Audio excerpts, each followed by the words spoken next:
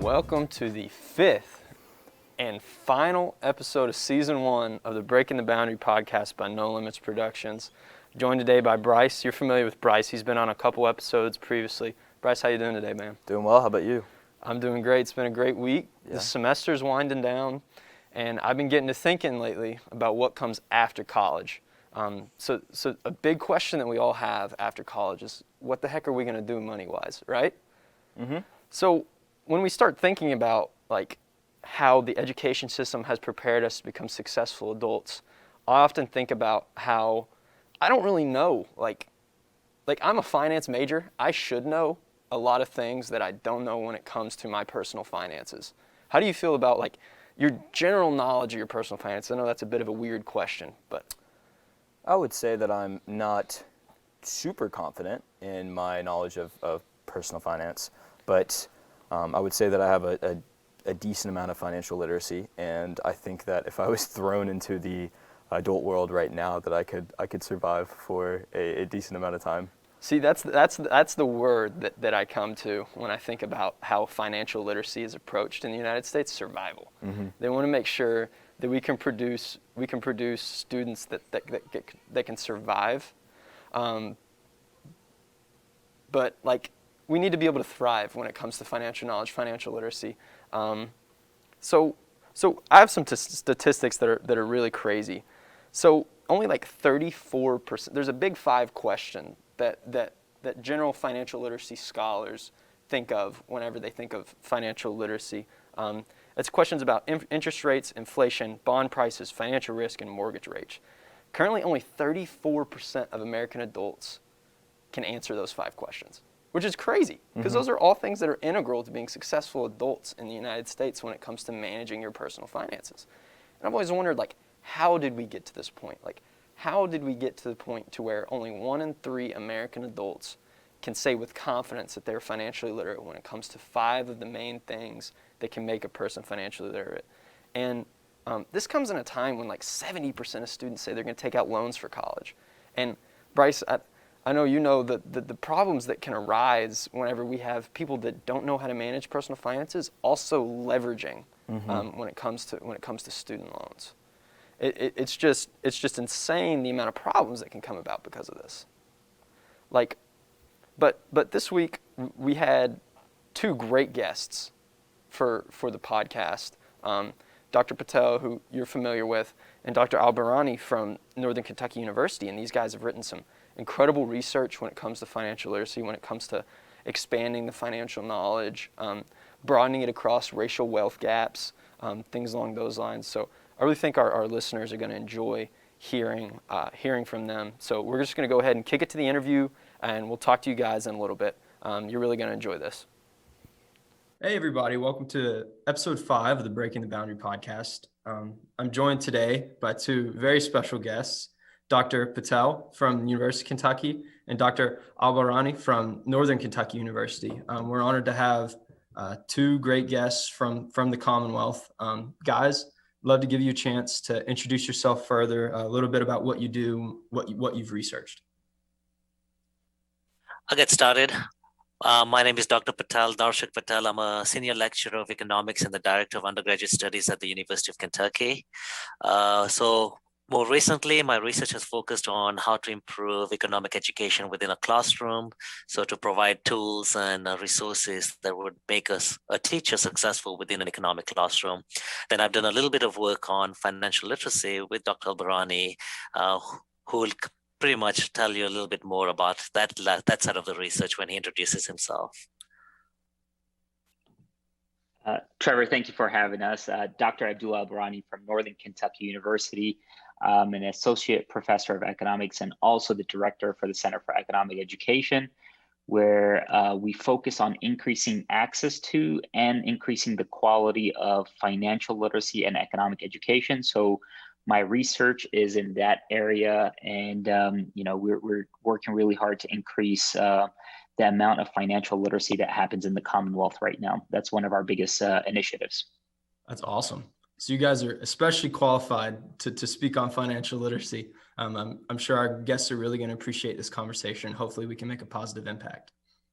So the first question I'd like to lead off with is currently about 35% of college students in the United States report taking a personal finance class at any point in their lives. Why do you believe there's like a general lack of focus on financial literacy in our current education system? I'll go first. In my opinion, I think there's this belief that people will learn on their own. So the most important part this should be, for me, the most important part, this should be a consistent part of one's life, whether it's in the classroom from a young age or through other alternatives. There's some theories out there that they say that it's a way to keep the working class a working class. Most policies are usually controlled or funded by those who benefit most from it. In other cases, everyone is at war in saying that what they teach is most important aspects. So why should we take away what they teach and bring in this important avenue into the curriculum? And so part of the problem is a few schools incorporate financial education into their curriculum. If you think about only a third of states require high school students to take a course in personal finance. Most teach the subject as one portion of another course, such as math, economics, or social studies, while certain states require a semester-long standalone personal finance courses. So it's not consistent, just very short-term approach towards it. That's 100% correct, Dr. Patel. Financial literacy education is one of those things that historically we've learned by doing. So the best way to learn about financial literacy historically was through trial and error. And the reality of our world today is our financial and economic worlds are more complex. We have more options on how to spend and how to save our money and all the instruments that are out there. So historically, we might have not needed financial literacy education. We might have been able to get away with learning it through trial and error. But today, if we want to give people a great opportunity to succeed in our economy, we need to give them that information for them to understand how to navigate the complexities. And that's why we advocate for it. And Dr. Patel made a good point that 21 states only 21 states require some sort of financial literacy education, but only 5 of those states require a standalone class. Most of them embedded in a curriculum, like math or social studies, which is fine. Something's better than nothing. So talking these numbers, like only 21 states require, even less required as a standalone course. So how does this stack up internationally? So like how do American standards stack up in terms of financial literacy in comparison to other major world economic players? That's a big problem, is how do you define financial literacy? And that's where Dr. Patel and I's research has been focused on. There's many measures of focusing or measuring financial literacy, but ultimately the reason we want to measure financial literacy is to see how well people spend their money or consume or save, however way you define it. And that's subjective in nature as well. I mean, having a 401k, usually we define as a good financial decision. But at what expense are you incurring that? And we never really talk about that. So it's when we look across the world, if you want to make an international comparison, in the United States, most of the financial decisions have been pushed to the individual, which with choice comes the opportunities to make decisions, but with choice also come the opportunities to make mistakes. So, financial literacy education might not be as critical internationally because some of those decisions are centralized or provided by government, for instance, pension plans and so on. So the United States is leading the way in individual decision making with respect to finances, and I expect it to lead the way in financial literacy education so people could navigate those decisions. Awesome. Yeah, we oftentimes think about financial literacy, or at least myself, and I never think of the subjectivity of it. So thinking about it from that angle of like, how exactly do you define it to measure it is almost as hard as measuring it itself. But exactly. So moving on a little bit, looking at trends in financial literacy between like 2009 and 2018, there was an 8% slip in the amount of people who could correctly answer questions about basic financial things like interest rates, inflation, bond prices. It was from 42% to 34%. And I know you guys had mentioned those 5 questions in the research paper that you sent prior to this, which is I really found very interesting. I appreciate you sending that.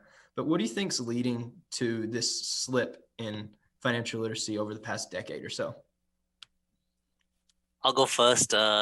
Just going back to what I'd mentioned earlier, I think it's lack of financial knowledge, and I think that relates to the idea of the level of education we're offering to our students. We teach our children to wear seat belts. Schools invest in programs aimed at helping kids practice smart habits, but few are talking about the actual importance and danger of too much debt, or maybe the blessing that comes with the compound interest. Americans, like Dr. Al-Bahrani said, are being asked to take responsibility for their own financial security. They said, let people make the choice and people can make the best decision on how to spend their own money. That's correct, but without much financial knowledge, are they really making the best decision on how to spend their money? And I think that's where it comes up through the connection between financial literacy and financial knowledge. So specifically with respect to your question, Trevor, about the slip in the financial literacy score, one, that measure is based on 5 questions. They're called the Big 5 financial literacy questions. We use them in our research. The data or the way it is calculated is based on a national representative survey, but it could be as simple as differences in sampling, and so it might not be too much of a statistical difference there. The other thing as well is during that time we saw a big reduction or changes, let me rephrase that, changes in funding for education.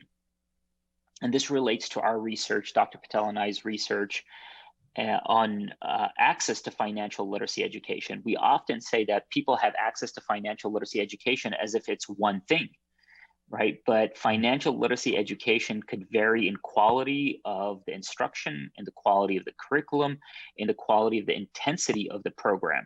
And that's one thing that Dr. Patel and Dr. Weathers, who's on the paper as well, are trying to focus on next is, are we seeing variation in the quality of education rather than just measuring if somebody had financial literacy education or not? And I suspect that that is what's changing. We're seeing an increase in the number of people that receive financial literacy education, but we're not sure that we're actually seeing an increase in the quality of financial literacy education. It's almost like a quantity over quality approach when it comes to financial literacy education. So something that's super topical right now, some people think of it almost as a joke, but it really does have real life implications. The recent excitement regarding the public equity markets, GameStop, AMC in particular. Personally, I know friends that made a decent amount of money. I also know friends that lost a decent amount of money in the whole scenario, if you want to call it a scenario. Do you think our financial knowledge or lack of financial knowledge among those in my generation can lead to uninformed investment decisions that could be detrimental to our financial future? The situation with GameStop is exactly why Dr. Patel and I advocate for financial literacy education. Once again, access to financial markets is at the highest that's ever been. Everybody could get a stock account today, but can everybody make the wisest decisions with respect to what investments to take on?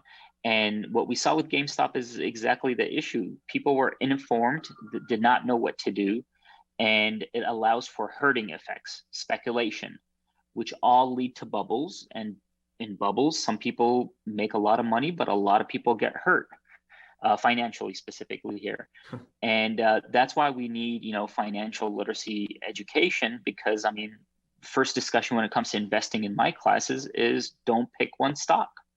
But the nice and exciting part of social media, for instance, is how quickly did you make a buck, not how long did you keep that buck. Yeah. So just adding to that, and I think just adding to the question you brought in terms of GameStop, 420 is close by and people are all talking about is Dogecoin to the moon. And again, we can think about financial literacy. Can it help individuals understand the difference between gambling or a get quick rich idea versus what it takes to build wealth? So more importantly, uninformed decisions can have this generational wealth impacts. So simple ideas as maxing out your 401k, what does a credit score imply, or even taking a risky adjustable mortgage rate can have positive or detrimental impact to your financial future based on that decision taken. So long-term impacts versus this quick buck to make is, I think financial literacy can make a difference right there. Yeah, I agree. Definitely financial literacy. I found that even my friends that weren't taking finance classes or who I'd never really spoken with about investments were texting me saying, hey, I did this, this, and this. And my response to them was, well, did you diversify your portfolio? Did you make sure that you were adding different ways to different asset classes to make sure you're doing fine? And they're like, what are you talking about? It's like, man, you gotta be careful. You have to protect your neck a little bit there.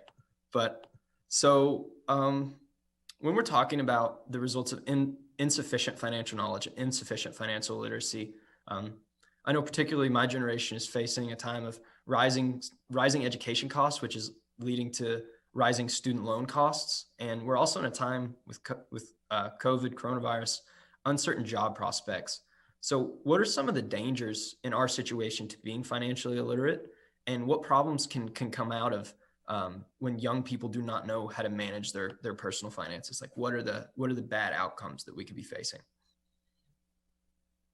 I think Dr. Al-Bahrani will add quite a bit to this, but when I think about it is one, thinking in terms of what financial literacy teaches you, one thing it teaches you self-control, and just like what you mentioned in terms of giving advice to your colleagues and they weren't sure about looking out for their neck. But, we think about when you first come to university and you see that you have access to credit cards and not understanding that, hey, once you get a credit card, that, hey, there are costs that come with the credit card, and not even understanding that you could use the credit card to build a good credit rating, but not overusing them is also important, being completely dependent on them. So the idea of living paycheck to paycheck, maybe, if not understanding how to budget right, or more likely to take unnecessary risks, you can think about that the worst case scenario is bankruptcy. So I think thinking about how to bring everything together is really important to understand what kind of problems young people could get themselves into.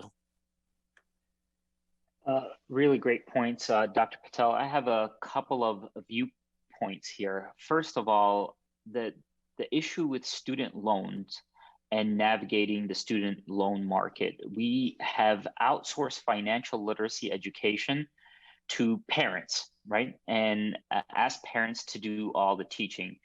There's a couple of issues here. One, parents themselves don't have the financial literacy education to navigate these decisions. And then two, they come from a very risk-averse standpoint. They are trying to protect their kids. So the conversation that is usually had around student loans is don't get any student loan. All debt is bad. You won't be able to find a job. And that's one of the misconceptions that I try to push that's out there is not all debt is bad. And you need to learn how to invest in yourself. And student loans is leverage that allows you to invest in yourself.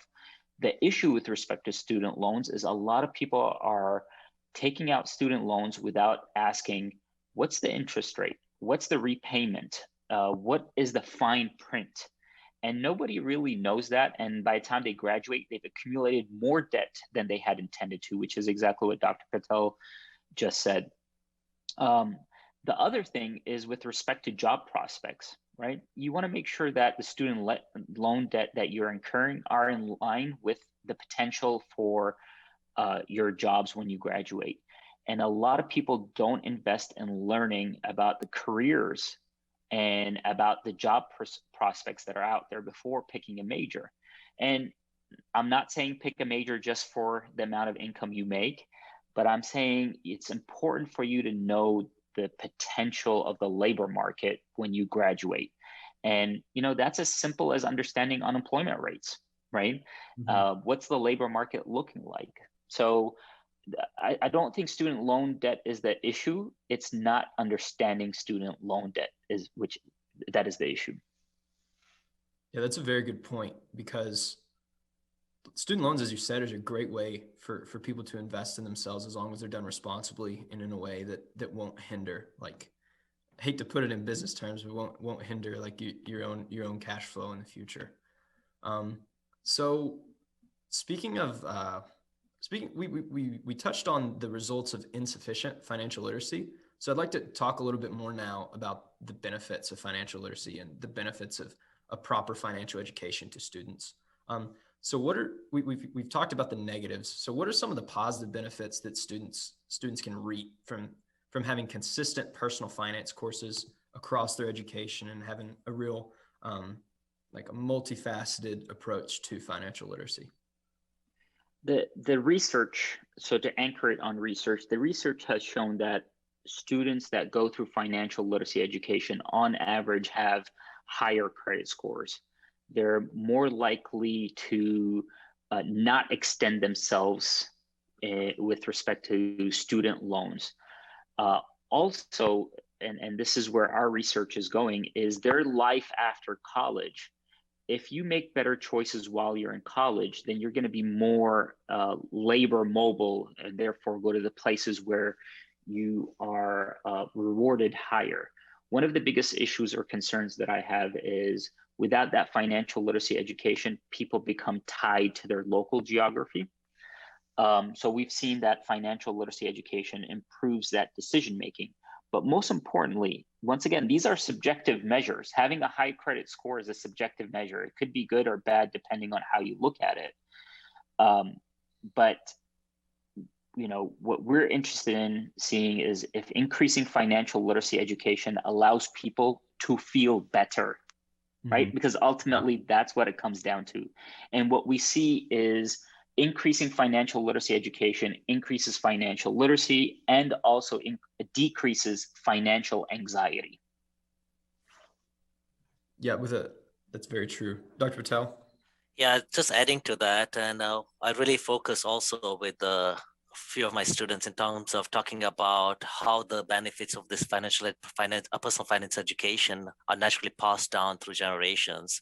And if we think about this term in economics, we think about positive externalities, and we think about how people who practice these personal financial skills have positive effects on their friends, causing the benefits to permeate through the society. So that's what I also keep on thinking in terms of, again, hard to measure, right? As Dr. Al-Bahrani mentioned, right? But we think about how many times early mistakes can set people up for years, if not life, because of financial struggle. And we need to think about how even a little impact, a positive little impact, could change someone's life for the better. Exactly. So when we're thinking about like the positive externalities that can be generated by financial education and just the great things that can come about because of the benefits of not having to stress about finances as much with a solid financial education. What costs come associated with increasing financial education in schools? And in your opinion, I think I know the answer to this before I ask it, but do the long-term economic benefits of financial education outweigh the costs of increasing financial education in the school systems? So the first cost, and this is this is what I do for a living. I talk to policymakers, I talk to schools on trying to increase financial literacy education. And usually the question is, what class do you want us to give up in its place? And financial literacy education is always presented as a substitute. You have to substitute away from something else. And our work has been focused on how do you complement what's already being done. The other thing is, well, financial literacy education is literally the only class where you provide it once and people want to see the returns for a lifetime, right? We never say, hey, what are the returns to your ninth grade algebra class? That sounds ridiculous to even ask that. So we want a more holistic approach to financial literacy education. So, at Northern Kentucky University and with the help of University of Kentucky, we have a program that's a 5th grade program called Danny Dollar Academy, which teaches students about financial literacy, entrepreneurship, and just economic decision making. So while we talk about the cost of it as if you have to substitute away, you could actually embed this curriculum in things that are already being taught. As far as the returns over life, we haven't had a chance to actually measure the returns to financial literacy over a lifetime. We could measure it around college or around a specific period, but we're not providing enough of it for us to actually measure its impact. So that's kind of sad when you think about it, that we're not providing enough of it to actually measure its quantifiable impact on generations. But moving in a little bit of a different direction, which I think is a really important direction to go in.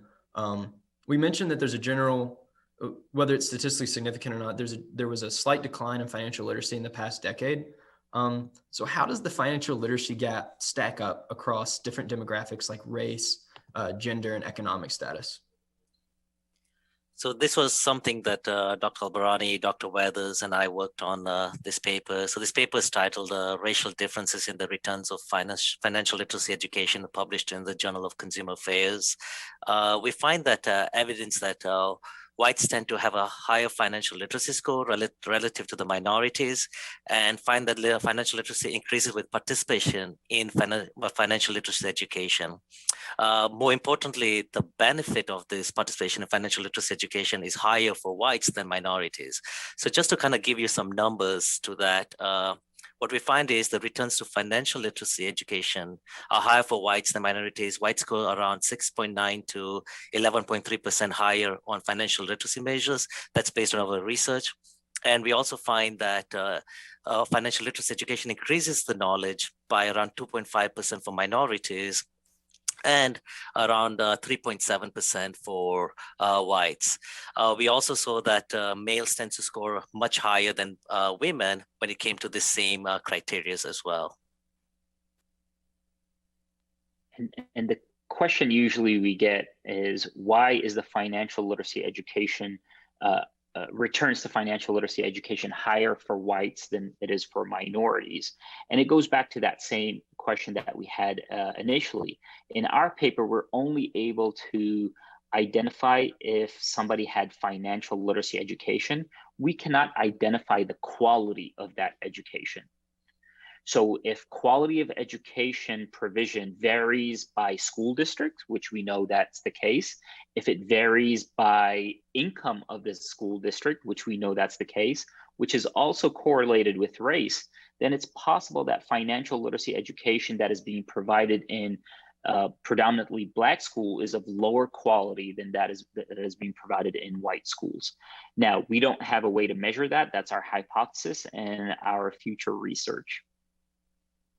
That's sad to hear, because I remember in your paper it was written that African American students actually had a higher respondents rate saying that they'd had access to financial literacy, but the smaller returns to financial literacy courses is something that I think, like you said, is correlated with the different when it comes to average income in a school district or public school spending in districts.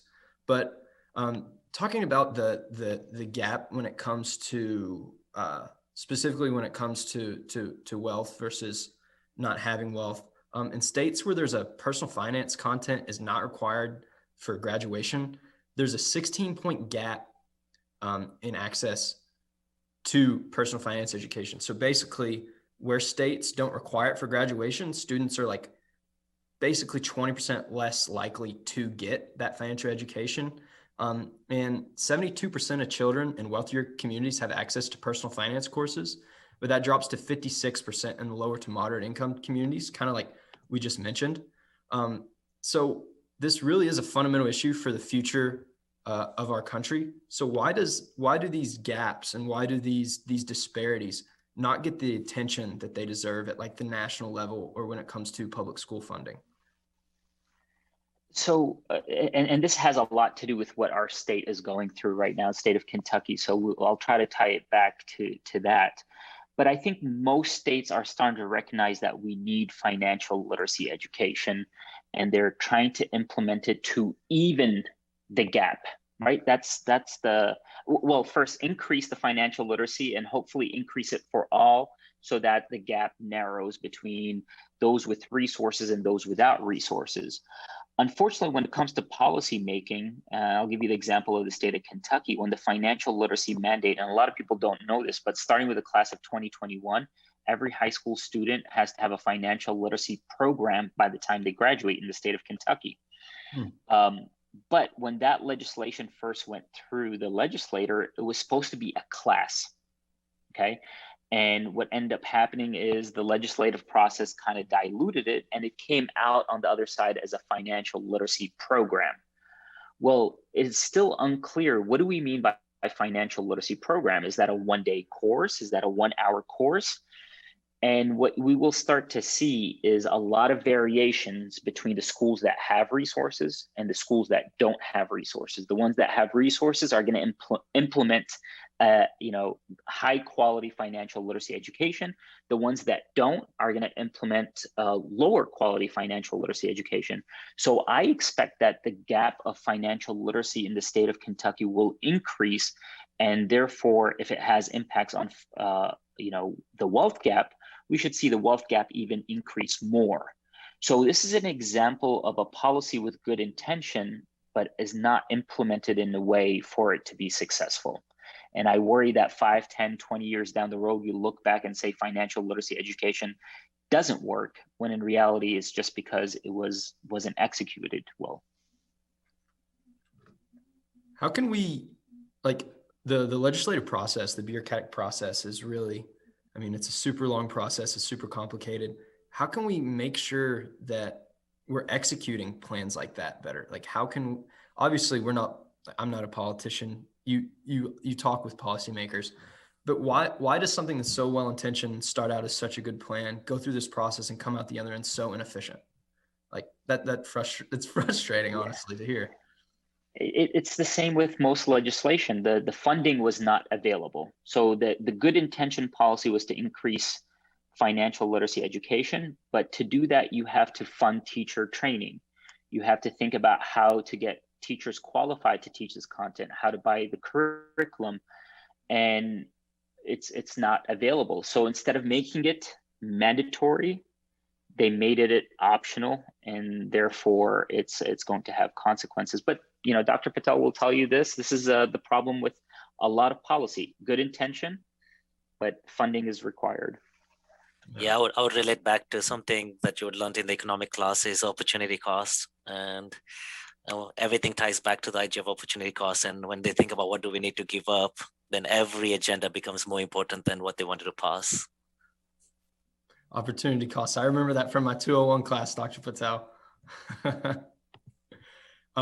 So a little bit, I know that was kind of a negative note, a little bit on the positive side of things. So this podcast is focused on highlighting entrepreneurial ideas and entrepreneurial mindsets when it comes to solving social problems, particularly with the emergence of the internet as an irreplaceable part of our daily lives. Are there any companies that are out there using the internet as a tool to promote financial literacy or to really increase financial literacy rates among American youth? I'll give a shout out, first of all, for Northern Kentucky University Center for Economic Education. We, in the fall, will be rolling out a standalone course, a self-paced course for anybody that's interested in a financial literacy education, and more importantly, not steps on how to succeed in life, but understanding of markets. But there's other opportunities. I mean, Next Gen Personal Finance is trying to help educators. There's a lot of great providers out there. Too many for me to start counting them over here. These are just two that come top of my head. The reality, though, is there is too much information as well, right? So you need to know how to navigate that. And I will volunteer Dr. Patel and myself here. If you're interested in learning more about the resources that apply for you, because this also varies by what state of life you're in, please don't hesitate to reach out to us. We would love to talk to you about that. Trevor, just thinking about that, we have a really good resource on campus, and not many students take advantage of it or don't even access it. They don't even make an appointment. We tried to create awareness 2 years ago with a set of freshmen who were working on this agenda of figuring out what's the problem that students go into. And we created a way to connect the resource to the students, but they don't. But a lot of banks try to provide that information as well in their websites and stuff. But again, too much information, hard to go find it and so on. So as Dr. Al-Bahrani said, that I think Northern Kentucky Center of Economic Education has done a really good job in helping the state of Kentucky. Awesome. Yeah, don't be hesitant to shout something out. This is a great platform to do it. Hopefully we'll be reaching a bunch of students on campus, and hopefully they'll start taking advantage of these resources that are available to them. So I guess one of my final questions, with entrepreneurial mindsets in mind, whenever I ask this question, has there been any innovation in the world of academia when it comes to how to approach financial literacy to get a higher rate of return to financial education? So I'll give a shout out here for Dr. Patel's resources. We were both working on research with respect to financial literacy education and the impact to society. So if you're interested, you're a student that is interested in research, we could always use more research assistance. So please don't hesitate to reach out. The question today is, how do we make it easier for people to make the right financial decisions? But for us to get to solving that, we first have to define what is the right financial decision. And that's where I would like to see more resources and more innovations to allow for that subjective nature of financial outcomes.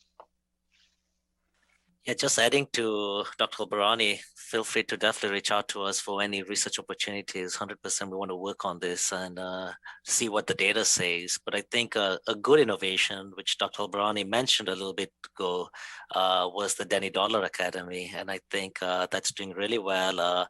They can actually show you a report showing that how this young minds are really understanding the idea of entrepreneurship using the practices of financial literacy through this Denny Dollar Academy. And they've seen progress, they've seen positivity, they've seen students bring in profits and understanding the idea of saving and so on. So I think that at a young age, the Denny Dollar Academy should be given lots of props in terms of what they're doing and what positive impact it will do over a long period of time for these kids.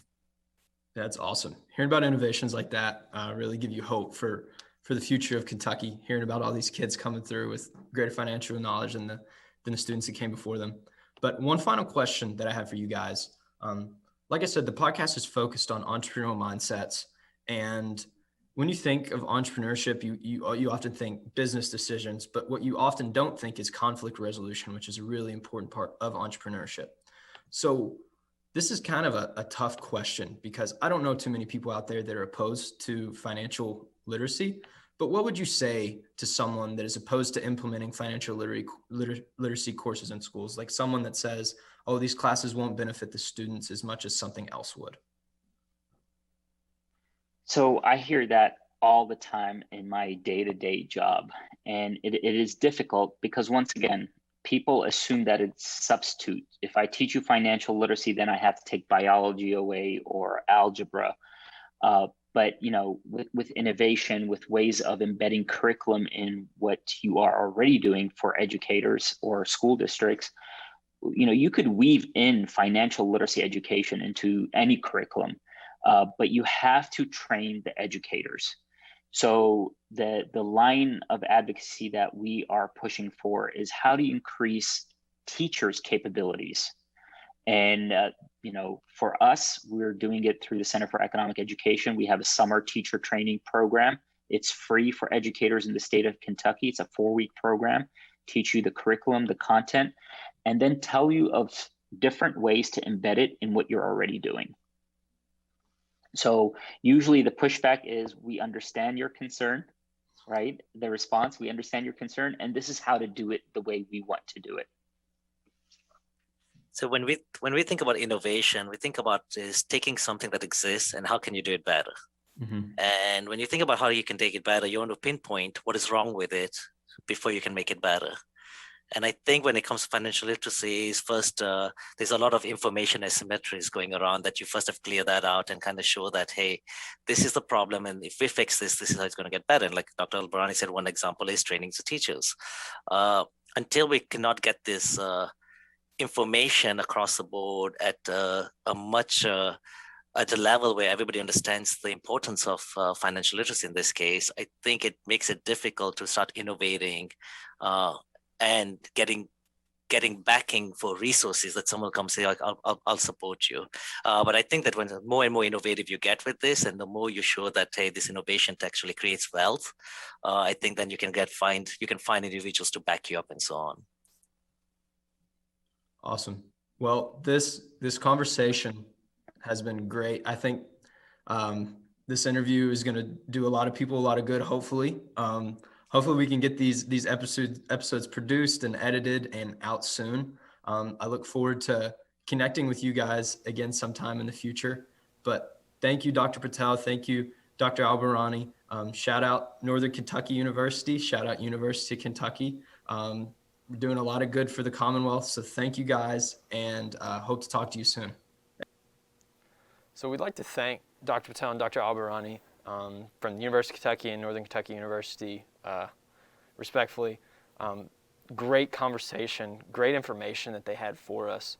Bryce, were you familiar with the financial literacy resources that we have here on campus? No, I wasn't originally, but I think that it's great that we have those things available for students, and I think that it's great that students can use those things, and it would be beneficial for them to start using those things. Yeah, hopefully through this podcast we can have a lot of people hear about this, and the word can spread, because these resources are incredible. It's like this podcast focused on entrepreneurial ways to solve problems, like centers like that, and people willing to answer questions is really the root of entrepreneurship, solving problems in a unique way.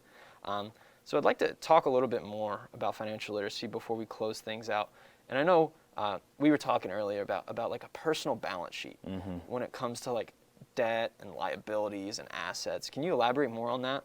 Yes, so I think that a lot of people are unaware of what an asset really is, because there's this mantra throughout the United States that your house is an asset, and that's been taught for years. And a lot of people don't understand that, your house isn't an asset. And I think that the crash of the housing market really showed that.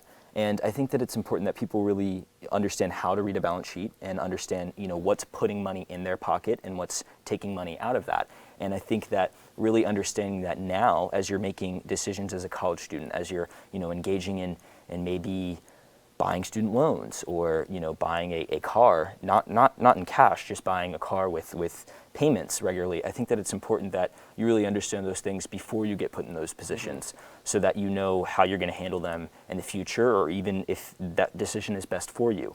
And I think that at its core, in terms of financial literacy, it's really important to start understanding that, because although it can be complex, I think that it's fairly simple. And if you can really understand the difference between an asset and a liability, I think that it'll pay off. Yeah, because once your name signs on that dotted line, the cat's out of the bag. There's no putting it back in there.